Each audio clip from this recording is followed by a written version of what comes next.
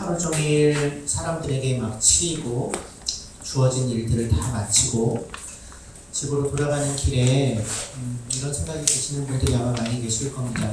오늘은 이제 그만 쉬고 싶다. 이제 더 이상 누가 말을 걸어도 대답할 힘이 없고 작은 부탁 하나 나에게 해도 그걸 들어줄 만큼의 에너지가 없는 것 같은 순간들을 종종 경험하죠. 나이가 들수록 더 그런 것 같기도 하고요. 그런데 이상한 거는 오늘은 좀 아무도 나를 찾지 않았으면 좋겠다 싶은 날에 꼭 누군가로부터 연락이 온다는 것입니다.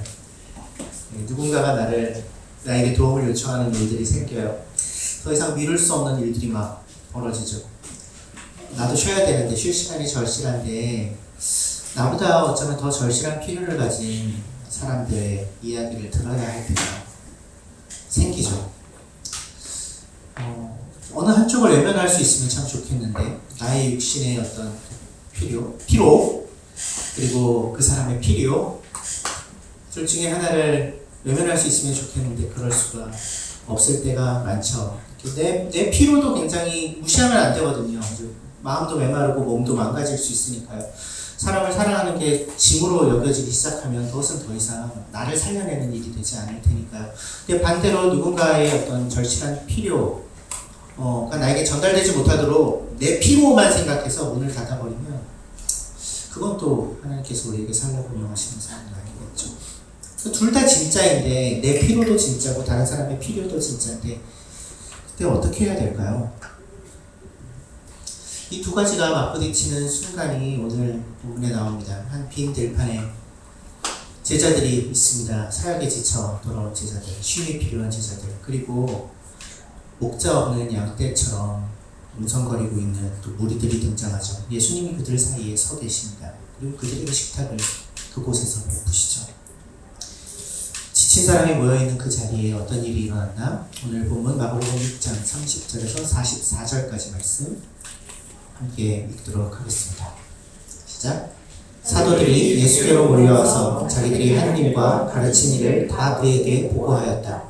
그때 예수께서 그들에게 말씀하셨다. 너희는 따로 외딴 곳으로 와서 좀 쉬어라. 거기에는 오고 가는 사람이 하도 많아서 음식을 먹을 겨를조차 없었기 때문이다. 그래서 그들은 배를 타고 외딴 곳으로 떠나갔다. 그런데 많은 사람이 이것을 보고 그들인 줄 알고 여러 마을에서 발걸음을 재촉하여 그곳으로 함께 달려가서 그들보다 먼저 그곳에 이르렀다. 예수께서 배에서 내려서 큰 무리를 보시고 그들이 마치 목자 없는 양과 같으므로 그들을 불쌍히 여기셨다. 그래서 그들에게 여러 가지로 가르치기 시작하셨다. 날이 이미 저물었으므로 제자들이 예수께 다가와서 말하였다.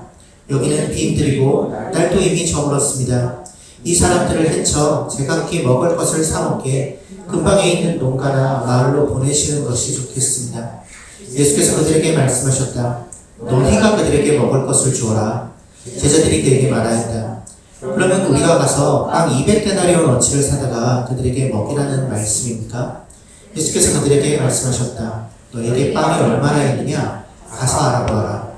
그들이 알아보고 말하였다. 빵 5개와 물고기 2마리가 있습니다. 예수께서는 제자들에게 명하여 모두들 떼를 지어 푸른 풀밭에 앉게 하셨다. 그들은 100명씩 또는 50명씩 떼를 지어 앉았다. 예수께서 빵 5개와 물고기 2마리를 들어서 하늘을 쳐다보고 축복하신 다음에 빵을 떼어서 제자들에게 주시고 사람들에게 나누어 주게 하셨다. 그리고 그 물고기 2마리도 모든 사람에게 나누어 주셨다. 그들은 모두 배불리 먹었다. 한 보스러기와 물고기 나눈 것을 주워 모으니 12광주리에 가득 찼다. 빵을 먹은 사람은 남자 어른만도 9,000명이었다. 굉장히 우리에게 익숙한 오병이어의 본문입니다. 근데 이 오병이어 본문이 등장하는 이 본문의 흐름, 마가복음 6장의 흐름까지 잘 알고 계시는 분들이 많지 않을 수도 있을 것 같습니다. 마가복음 6장의 초반부는 예수님이 제자들을 보내시는 이야기로 둘씩 짝지어서 각 지역으로, 각 고을로 전도를 보내시는 이야기로 시작합니다. 그래서 그들에게 당부하시고 무엇을 하라고 이제 말씀하시는 장면. 그래서 거기서부터 돌아온 것부터가 이 오병이어의 장면인데요. 바로 연결되는 것이 아니라 중간에 또 한 이야기 단락이 등장하는데요. 헤롯이 등장합니다. 헤롯이 예수님의 제자들이 그렇게 전도 사역을 하는 것을 듣고 예수님의 이름을 그래서 전에 듣고, 그리고 사람들이 세례 요한이 다시 살아난 것이 아니냐 뭐 이렇게 얘기하는 것을 듣고 두려워하는 장면이 등장해요. 왜냐면 헤롯이 벌린 그 잔치에서 헤롯이 세례 요한의 목을 잘라서 쟁반에 담아서 갖고 오게 한 이야기가 바로 이 이야기 단락 전에, 우병 이야기 단락 전에 위치하고 있거든요. 그래서 그 흐름에서 오늘 이야기가 이어지고 있다는 것을 기억하는 것은 매우 중요합니다. 사도들이 예수께로 몰려와서 돌아와서 거기서부터 시작하는 거죠. 12제자들을 이렇게 보내신 거기에 결과죠. 여러 마을 다니면서 회개를 선포하고 귀신을 쫓아내고 병든 사람들을 제자들이 고쳤습니다. 어려운 일들도 물론 겪었겠죠. 그래서 이제는 자신들의 스승 예수님께로 돌아와서 자기들이 경험한 일들을 막 얘기하고 싶어하는 거죠. 할 얘기가 많았겠죠. 당황스러운 일들도 겪었을 것이고요. 또 자랑할 만한 일들도 아마 있었을 것입니다. 그런데 그 모든 일을 마치고 돌아온 제자들에게 예수님은 가장 먼저 하신 말씀이 그래 그 일 마쳤어? 다음 일 그러면 시작해볼까? 이 얘기가 아니었고요. 너희는 따로 외딴 곳으로 와서 좀 쉬어라 라는 말씀이었습니다. 그들의 사역을 평가하지 않으세요. 좀 쉬어라 말씀하십니다. 그리고 마가는 그 이유를, 예수님이 그렇게 말씀하시는 이유를 그들이 있는 곳에 오고 가는 사람들이 너무 많아서 예수님을 찾아서 말씀 듣고 싶어 하는 사람들이 너무 많았기 때문에 예수님과 제자들이 음식 먹을 겨를조차 없이 눈코 뜰 새 없이 바쁜 상황이었기 때문에 좀 쉬어라라고 예수님이 말씀하셨다라고 설명하고 있습니다. 기본적으로 식사도 하지 못할 만큼 분주한 상황들이 있었던 거죠. 예수님은 그 속에서 제자들이 해낸 일보다 먼저 제자들 자신에게 주목하신 것입니다. 그들의 상태를 먼저 보신 거죠. 그들이 얼마나 지쳐있는지를 먼저 보신 것입니다. 그래서 야, 애썼지만 조금만 더 수고해볼까라고 말씀하지 않으시고 따로 조용한 데로 가서 좀 쉬자라고 말씀하시는 것이죠. 우리는 때때로 하나님이 안식을 주시는 분이시라는 것을 이제 잊고 살 때가 참 많습니다. 우리가 열심히 헌신하고 봉사하고 최선을 다하고 열정적으로 살 때에만 하나님이 우리에게 관심을 두실 것이라고 생각할 때가 있어요. 더 많이 기도하고 더 많은 사람들을 돌봐야 하나님이 기뻐하실 거야. 그것이 하나님이 기뻐하시는 유일한 삶의 방식일 거야. 그러다가 반드시 찾아올 수밖에 없는 어떤 지침을 경험하게 될 때 그것을 마치 내가 믿음이 부족해서 그런가? 내가 아직 헌신이 부족해서 그런가? 이렇게 여길 때가 있습니다. 특히나 자기 자신에 대한 기준이 높은 사람일수록 더 그렇죠. 쉬고 싶다라는 마음 자체를 부정할 때가 있어요. 그래서 내가 너무 나약하고 이기적인 것 같다 이렇게 생각할 때가 죄책감에 까지 느낄 때가 있기도 합니다. 또 때로는 두려워서 쉬지 못할 때도 있습니다. 내가 여기서 멈춰도 되나? 여기서 멈추면 뒤처지는 것 아닌가? 나를 향한 사람들의 기대에 실망만 안겨주게 되는 것은 아닐까? 또는 누군가 나에게 도움을 요청했는데 내가 쉬기를 선택하면 내가 좋은 그리스도인이 아닌 건 아닌가? 이런 어떤 두려움, 불안이 우리를 막 몰아세울 때가 있죠. 그래서 너무 피곤한데 멈추지 못하는, 어떻게든 일과 책임을 붙잡으려는 그러한 태도들을 종종 보이기도 합니다. 그런데 오늘 본문에서 예수님이 제자들을 어떻게 대하는지를 지켜보십시오. 예수님은 제자들을 일을 해내는 그것을 위해서 필요한 도구로 여기지 않으셨습니다. 예수님은 그들의 허기짐과 고달픔과 피곤함을 아셨죠. 얼마나 쉬지 않고 많은 일을 해냈느냐로 그들을 판단하지 않으시고요. 쉼이 필요한 그들의 상태를 그대로 보시고 조용한 곳으로 가서 좀 쉬어라 라고 말씀하십니다. 잘 쉬는 것이 참 중요합니다. 쉰다고 해서 내가 신앙을 포기하거나 나에게 주신 부르심을 소홀히 여긴다는 의미가 아닌 거죠. 예수님이 우리에게 쉬라고 말씀하실 때가 있습니다. 예수님이 그렇게 우리에게 쉼을 제안하실 때 그 쉼은 모든 현실로부터 다 도피해서 혼자만의 시간을 가지라는 것이 아닙니다. 홀로 고립해서 거기에서 시간을 보내라는 얘기가 아닙니다. 우리 예수님이 제안하시는 쉼은 그분과 함께하는 시간을 보내잖아요. 출처죠. 그분과 더 긴밀하게 함께하는 시간을 가지세요. 나를 둘러싸고 있는 온갖 일들, 온갖 요구들로부터 잠깐 벗어나서 주님과 함께 외딴 곳으로 물러나 그분과 함께 시간을 보내고, 그래서 그분과 함께 지친 몸과 마음을 다시 회복하고 체험받고 그런 시간을 가지는 것이 예수님이 초청하시는 쉼인 거죠. 그 쉼의 시간을 통해서 우리가 발견하게 되는 것은 내가 모든 일을 다 하지 않아도 된다는 것입니다. 내가 모든 것을 다 책임지지 않아도 된다는 것이죠. 만물의 주인 되신 분께서 지금 이 시간 나와 함께 하신다는 것을 다시 한번 확인하는 것이 그 쉼의 시간 동안 우리가 마주하게 되는 깨달음인 거죠. 쉬려면 먼저 나에게 쉼이 필요하다는 사실을 인정해야 합니다. 나의 피로를 받아들여야 돼요. 자꾸 작은 일에 날카로워지고 누군가의 부탁이 나를 향한 막 공격처럼 느껴지고 내가 기도하고 예배하는 하나님께 나아가는 것조차 해치워야 될 일처럼 다가오고 내가 의지가 부족해서 그런가? 내가 신앙이 부족해서 그런가? 내가 하나님에 대한 사랑이 부족해서 그런가? 아니면 그 전에 혹시 내가 지쳐있는 것은 아닐까? 돌아봐야 하는 거죠. 그리고 정말 그렇다면 그걸 인정하고 받아들여야 되는 거죠. 몸이 신호를 보내고 있는데 그 몸이 보내는 신호를 무시하면서 영혼만 건강할 수는 없거든요. 우리의 교회도 그렇습니다. 뭔가 가열차게 일을 많이 하는 것이 우리의 존재의 이유는 아닙니다. 끊임없이 일하라고 재촉하는 곳이 교회가 되어서는 안 된다고 저는 믿습니다. 수고하고 있는 사람에게 또 다른 일을 맡기는 것을 당연하게 생각하는 교회들이 참 많이 있지만 그것이 아니라 쉼의 필요를 인정하고 그동안 그렇게 가열차게 달려왔으니 이제는 좀 쉬십시오라고 말할 수 있는 그런 공동체가 교회의 모습이어야 되지 않을까요? 왜냐하면 예수님이 제자들에게 그렇게 말씀하고 계시니까요. 혹시 지금 지쳐있는 분들이 계십니까? 제자들이 그랬던 것처럼 먹을 시간조차 없고 쉴 틈조차 없고 몸과 마음이 다 지쳐있는 분이 계십니까? 예수님의 그 지침, 여러분의 피로를 알고 계십니다. 그리고 그분은 그 상황에서 더 몰아붙여서 무언가를 하라고 말씀하시기 전에 외딴 곳으로 나와 함께 잠깐 물러가자. 좀 쉬어라. 라고 말씀하십니다. 그 주님의 음성을 귀 기울여 들으십시오. 그런데 놓치지 말아야 할 것이 있습니다. 여기까지 하고 딱 마무리하면 너무 좋은데 예수님 쉬어라라고 말씀하셨는데 제자들이 쉴 수가 없었어요. 그 다음 쭉 이야기를 보면 쉬려고 배를 타고 외딴 곳으로 가는데요. 쉬기 위함이거든요. 정말 리트릿의 시간을 가지기 위해서 가고 있는 거예요. 근데 어떤 일이 일어나요? 사람들이 그들을 보고 막 쫓아옵니다. 저 배를 타고 와 예수님과 그 제자들이 탄 배다 따라가자. 극성이죠. 진상이에요.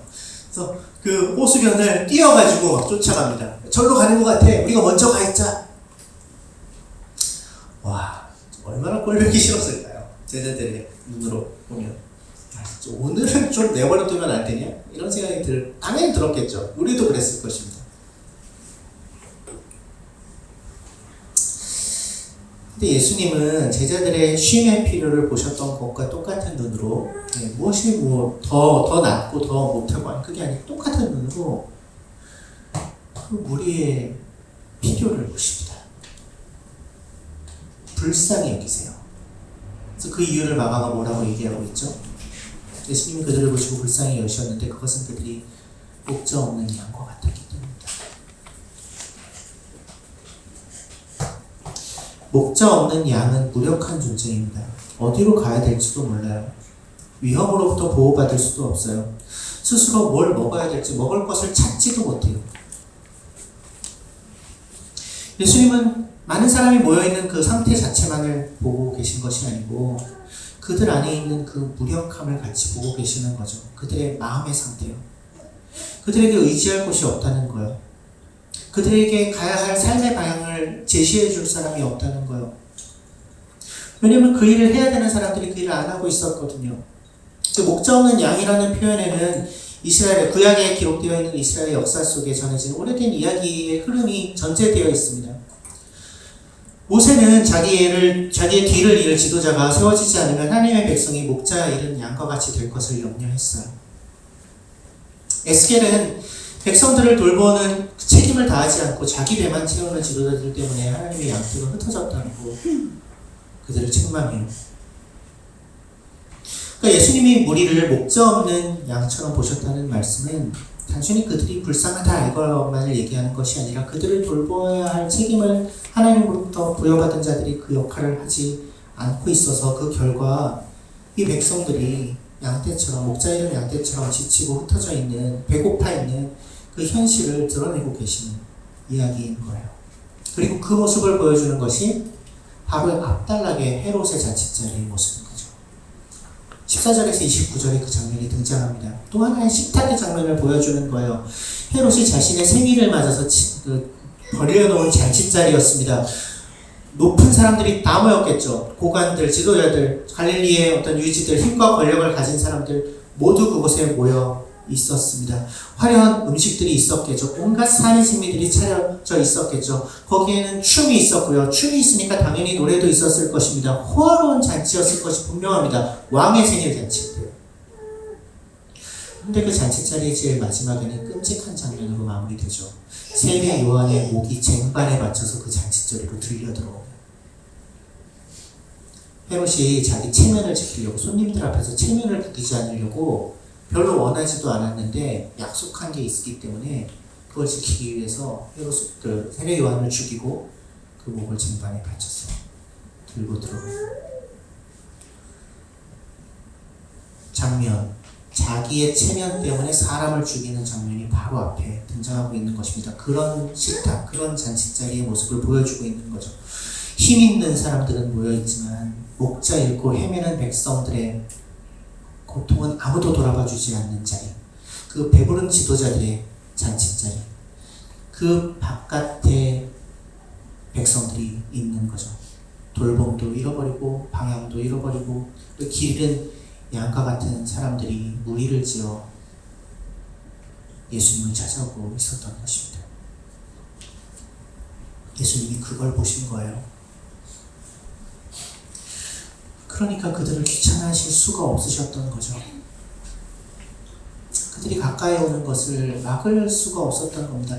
제자들의 피로 예수님도 물론 피곤하셨겠죠. 쉼이 필요하셨을 것입니다. 그것도 현실이었지만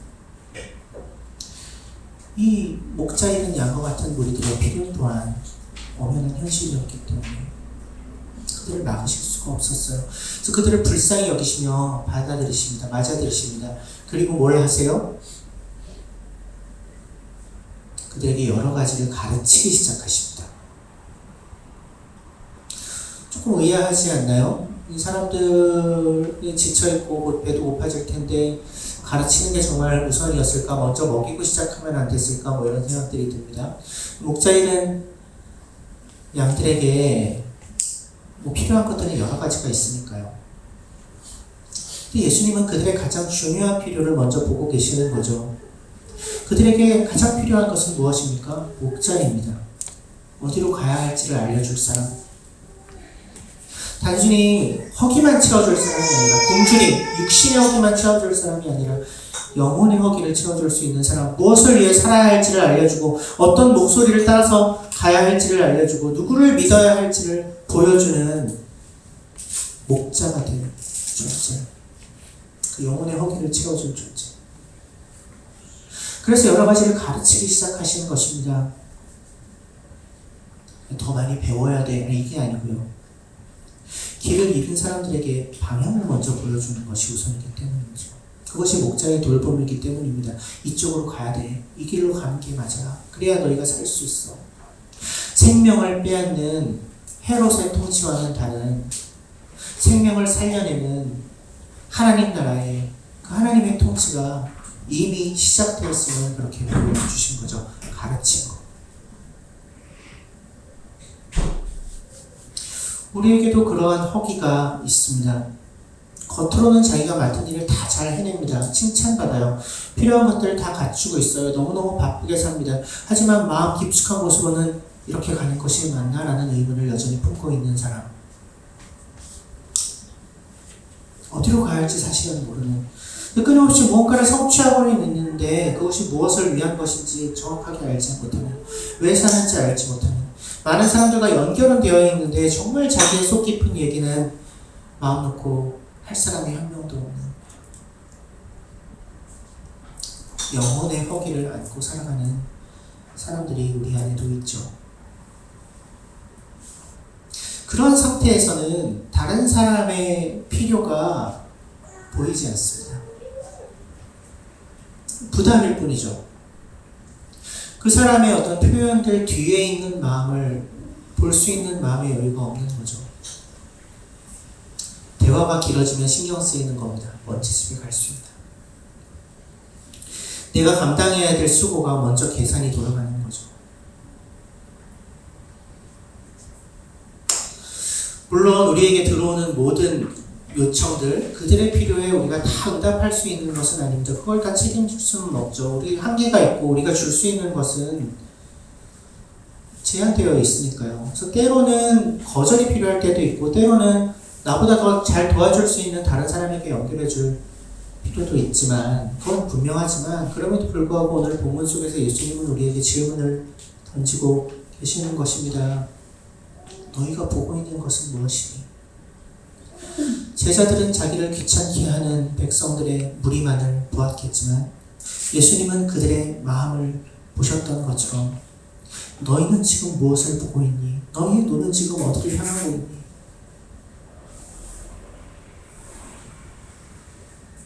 그들의 필요를 한 번 더 봐주지 않겠니? 말씀하고 계십니다. 교회가 그런 일이 일어나는 곳이어야 되겠죠.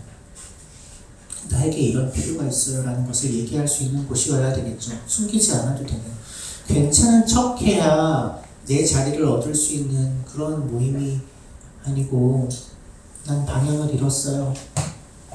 나 지금 배가 고파요. 난 어떻게 해야 될지 모르겠어요. 난 제대로 살고 있지 못하는 것 같아요.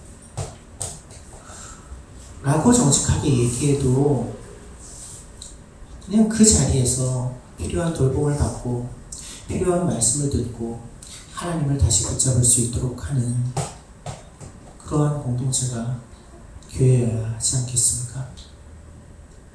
우리는 모든 문제의 답을 다 가지고 있지 않지만, 그것은 분명하지만 예수님은 모든 문제를 답하실 수 있는 분이신 것을 우리가 믿기 때문에 그 참된 목자이신 예수님께로 목자의 잃은 양떼 같은 우리를 이끌어가야 하지 않겠습니까? 예수님의 가르침이 오래 이어집니다. 이제 날이 저물기 시작합니다. 제자들이 예수님께 다가와서 말하죠. 이제 날이 저물고 있습니다. 사람들은 흩어서 주변 마을로 가서 먹을 것을 좀 사먹게 하시죠. 굉장히 현실적인 판단입니다. 그곳은 빈들이거든요. 음식을 구할 수가 없어요. 이미 시간은 늦어갑니다. 전기불 같은 게 없잖아요, 그때 당시에. 어두워지면 움직이기 어려워요. 그러니까 더 어두워지기 전에 사람들을 근처 마을로 헤쳐보내는 것은 매우 상식적인 판단입니다. 그리고 그들을 다 먹일 수 있는 돈도 없거든요, 제자들에게는. 200데나리온이 든다고 그들은 판단했는데 200데나리온은 잘 아시다시피 200일분의 임금이죠. 어마어마한 돈이 드는 거죠. 그런데 예수님이 또 이상한 말씀을 하시죠. 너희가 그들에게 먹을 것을 주어라. 없는데. 200데나리온의 빵을 사오라는 말씀입니까? 없는데요. 또 그 빵을 언제 가서, 어디 가서 언제 사와요? 지금 날이 이미 저물고 있는데 시간도 없어요. 제자들이 할 수 없는 일을 예수님이 요구하시는 것처럼 보입니다. 아마 제자들이 그렇게 들었을 거예요. 옛날에 이제 군대나 이런 데서 괴롭힐 때 500원짜리 하나 주고 저희 PX 가서 모두 사오고 200원 남겨와 이런 괴롭힘들이 있었는데 마치 그런 것처럼 느꼈을지도 모르죠. 제자들 입장에서 뭐 어떻게 하라고 괴롭히시는 건가.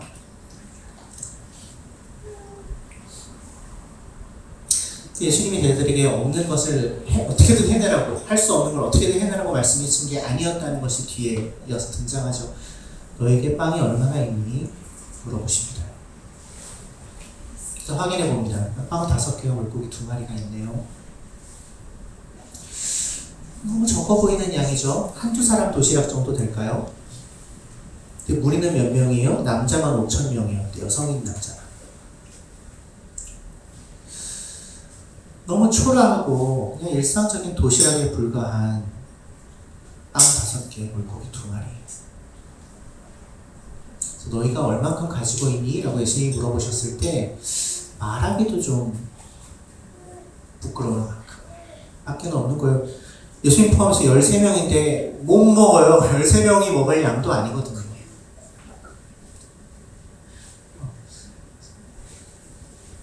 우리 먹을 것도 없다는 거 지적하시려고 그러나? 이렇게 생각하는 제자들도 아마 있었을지도 모르죠. 근데 예수님이 그 작고 초라한 도시락을 야 이거 갖고 뭐 어떻게 해? 이렇게 무시하지 않으십니다. 그리고 무리를 푸른 풀밭에 무리지어서 앉게 해라 라고 제자들에게 말씀하시죠. 100명씩 또는 50명씩 둘러 앉았다고, 푸른 풀밭 위에 앉았다고, 식사를 나누기 위하여 풀밭 위에 그들이 앉아있다고 마가는 전합니다. 목자 잃은 양떼 같은 무리가 푸른 풀밭에 앉아 있습니다. 우리에게 익숙한 심상이죠. 여호와는 나의 목자시니 내가 부족함이 없도다. 그가 나를 푸른 풀밭에 누이시며. 시편 23편에 이미지가 떠오르는 그림이죠. 예수님이 빵 5개, 물고기 2마리를 들어서 하늘을 우러러 축복하시고 빵을 나누십니다. 사람들에게 나눠주라고 말씀하세요. 또 물고기도 똑같이 나누십니다. 그것도 나눠주어라. 그리고 42절에 그 결과를 아주 짧은 구절로 설명하죠. 그리고 그들은 모두 배불리 먹는다. 그들은 모두 배불리 먹는다. 어떻게? 설명하지 않아요. 도대체 무슨 일이 일어난 거야? 설명하지 않습니다. 결과만 전해요. 그들은 모두 배불리 먹었고, 모두가 배불리 먹고 남은 부스러기를 주워 모았더니 그것만 12광주리가 나왔다. 너무나도 풍성한 식탁이 그 풀밭에 차려졌다고 마가는 전하고 있어요.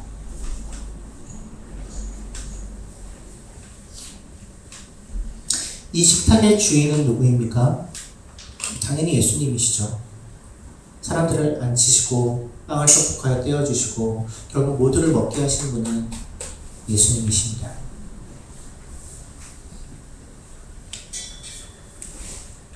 예수님이 제자들에게 빵을 어떻게든 만들어 오라고 요구하지 않으셨습니다.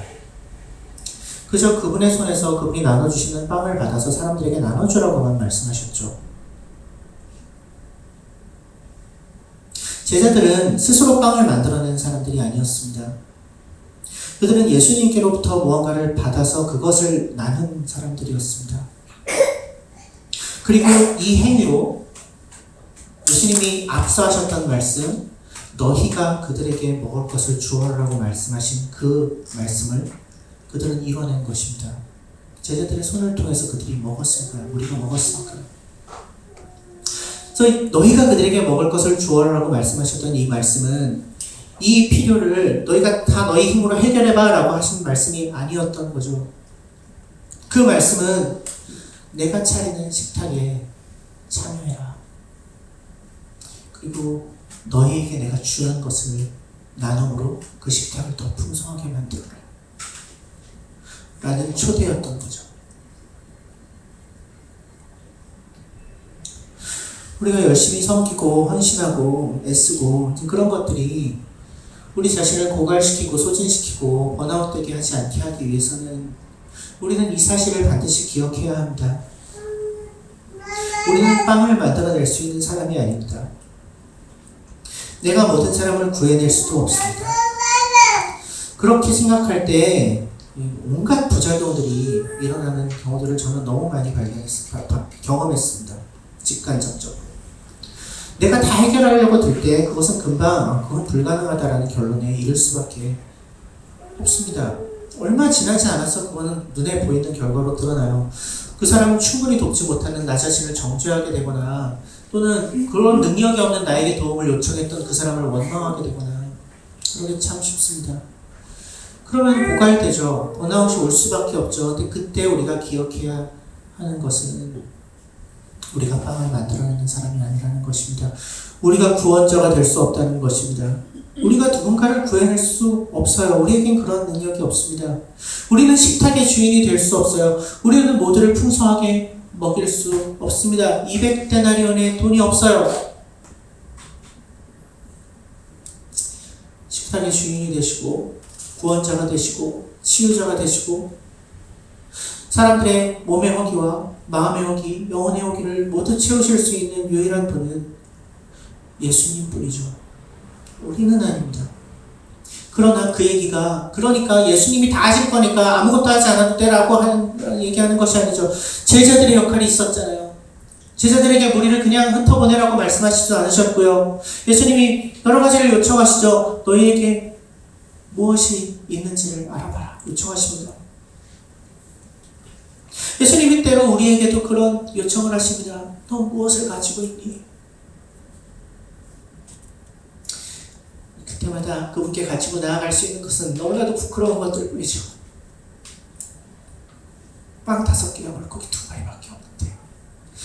우리 식구 먹기에도 부족한데요.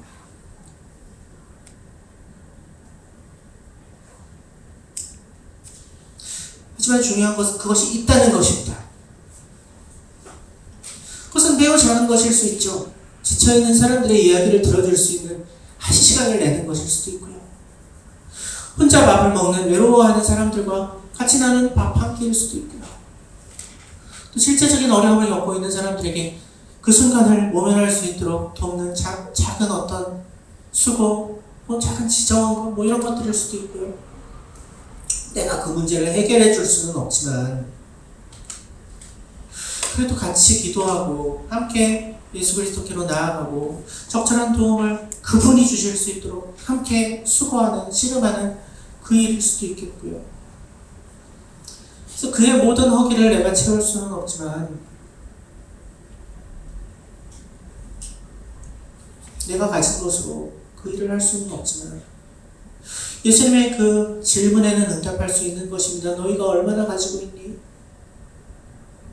무엇을 가지고 있니? 그것을 나에게 가지고 오렴.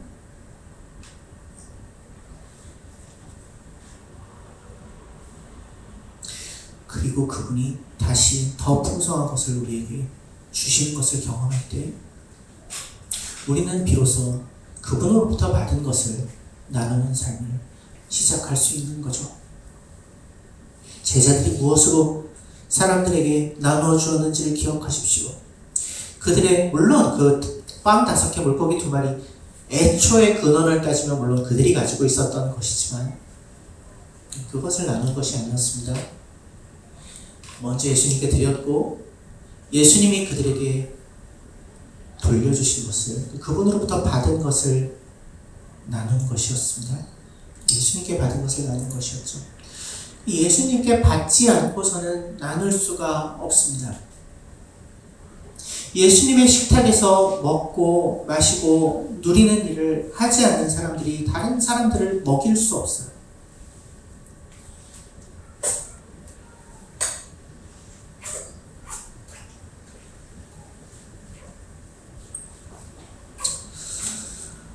오늘 우리가 살펴본 이 본문에는 서로 다른 모습으로 지쳐있는 사람들이 등장하죠. 제자들은 많은 일을 감당하느라 식사할 겨를조차 없이 지쳐있었고 백성의 무리는 돌봄과 방향을 잃어버린 목자이던 양처럼 헤매고 있는 상태였습니다. 예수님은 그들 모두를 같은 눈으로 보십니다. 그래서 제자들에게는 어떤 곳으로 가서 좀 쉬자라고 말씀하시고 무리들은 목자이던 양처럼 여기며 불쌍히 보시죠.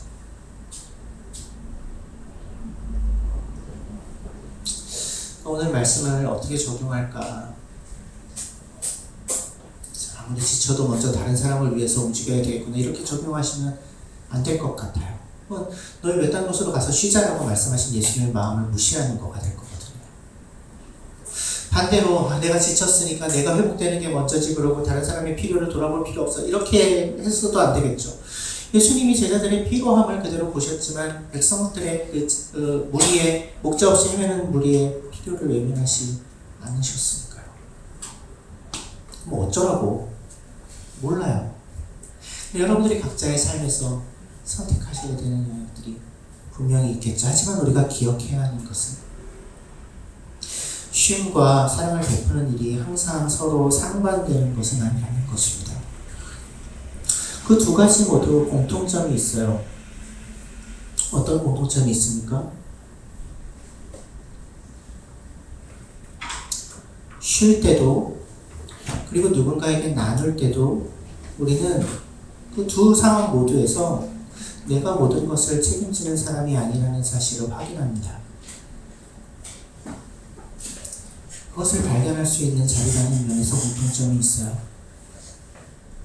그래서 우리는 예수님 곁에 가서 쉬면서 그분이 주신 것을 받아 누리는 사람과 동시에 그분이 나눠주라고 맡기시는 몸만큼을 이웃에게 건네는 사람인 것입니다.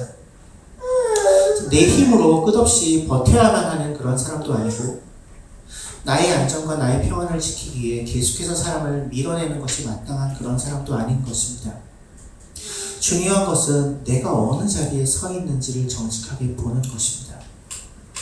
이 들판에서 여러분은 어떤 자리에 서 계신가요? 쉴 틈 없었던 이제는 좀 우리를 내버려둬 하는 마음을 품었을 제자들처럼 이제는 진짜 멈추고 싶다라고 느끼시는 분들이 혹시 계십니까? 그렇다면 그러한 분들에게 예수님이 이 말씀을 통해 주시는 말씀은 분명합니다. 조용한 곳으로 나와 함께 물러나서 좀 쉬어라. 그 주님의 음성을 들으십시오. 내가 마주한 한계를 나의 실패라고 여기지 말고 예수님 곁에서 쉼을 누릴 수 있는 구체적인 시간과 장소를 마련하십시오.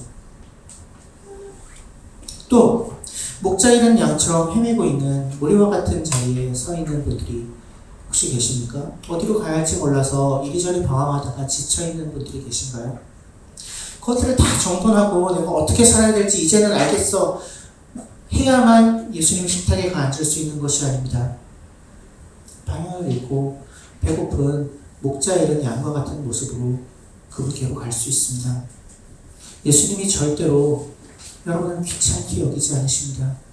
오히려 불쌍히 여기시고 우리를 마주하시며 말씀으로 먹이시고 영과 육의 양식으로 우리를 채우실 것입니다.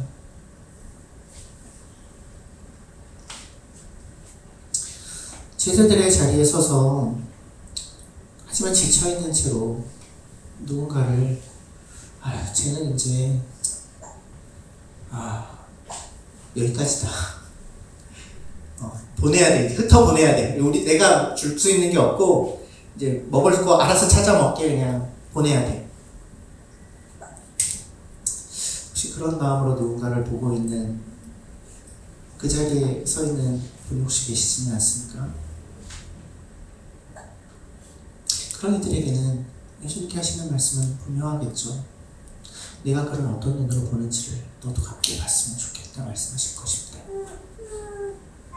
그 사람이 요청하는 모든 필요를 내가 다 채울 수 없다는 것을 인정하되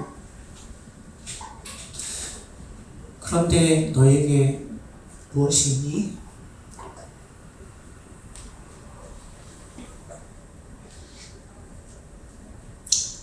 빵 5개와 물고기 2마리는 있죠.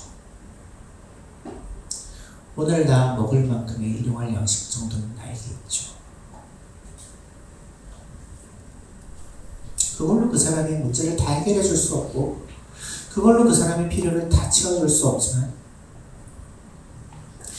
그의 허기와 그의 방황과 그의 마음의 공허함을 예수님의 눈을 가지고 바라볼 때 우리는 비로소 여쭤볼 수 있을 것입니다. 주님, 제가 가진 빵이 이것뿐인데 이 중에 저에게 무언가를 어느 만큼을 건넬 수 있겠습니까?